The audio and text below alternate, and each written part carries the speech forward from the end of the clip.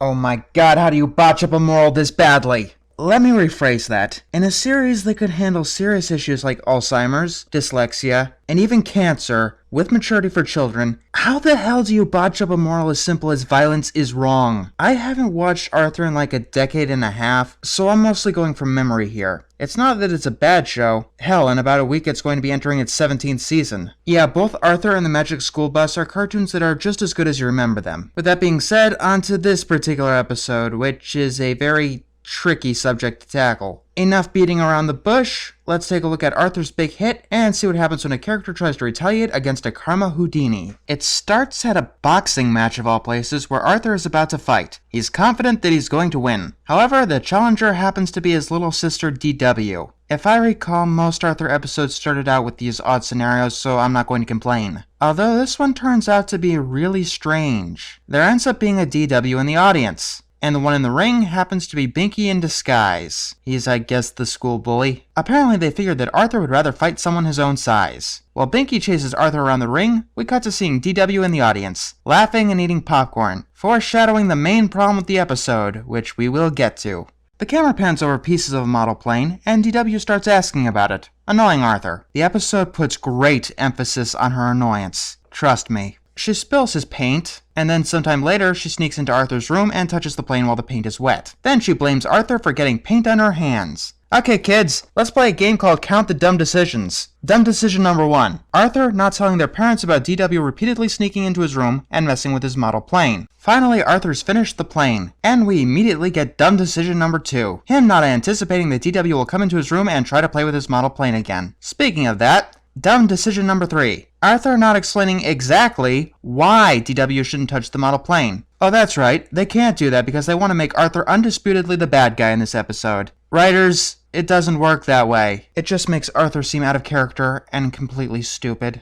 Oh, what a shocker. DW goes into Arthur's room and starts playing with his model plane. And then she tosses it out the window. Writer's dumb decision number 2, I guess. Showing how painstakingly long it took Arthur to make the model plane, and how much DW annoyed him through the process. I know why they did it, to make a normally calm, collected guy break, but unfortunately it resulted with sympathies going to the wrong character. She goes downstairs and says that Arthur made the plane all wrong. Not, Arthur, I broke it. Not, sorry, Arthur, but... She just said that Arthur made the plane wrong. In her head, she is not responsible for breaking Arthur's belongings. He goes outside as a storm is brewing for dramatic effect, and sees that his plane is broken. DW keeps blaming for Arthur for the broken plane, and then he hits DW. Writer's mistake number 3, making people sympathize with someone hitting a little girl. I gotta admit, writers, that takes some talent. You've got to make that little girl really unlikable for that to happen. And I'm talking Elmira level unlikable. She goes inside and tells the parents. By the way, she screams louder when cold ice touches her arm than she did when Arthur, hit her.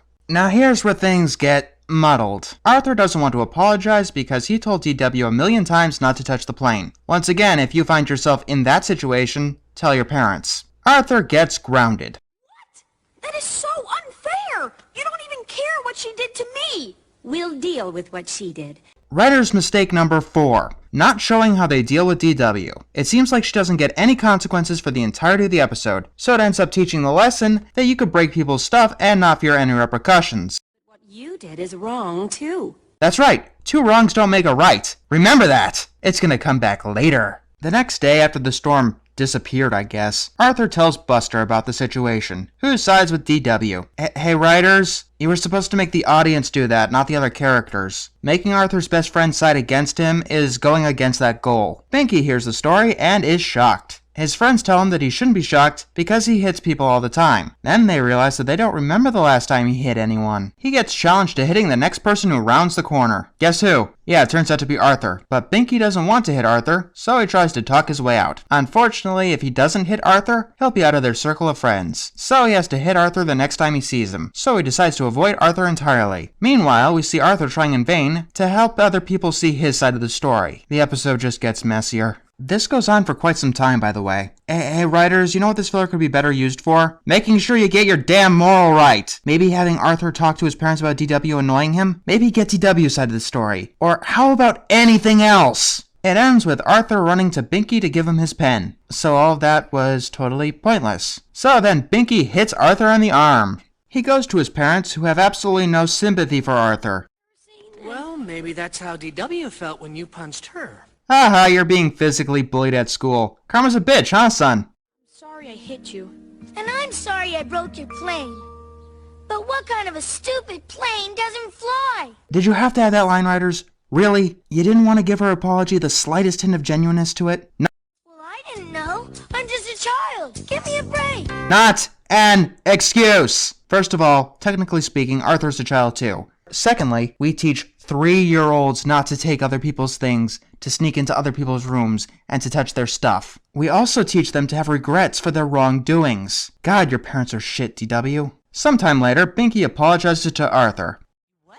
Everybody told me I was wrong and I didn't get it, but you made me understand how bad I made DW feel. So kids, what did we learn today? This is gonna be a fun one. Let's see. The obvious moral is that 2 wrongs don't make a right, but 3 definitely do. But that's too simple.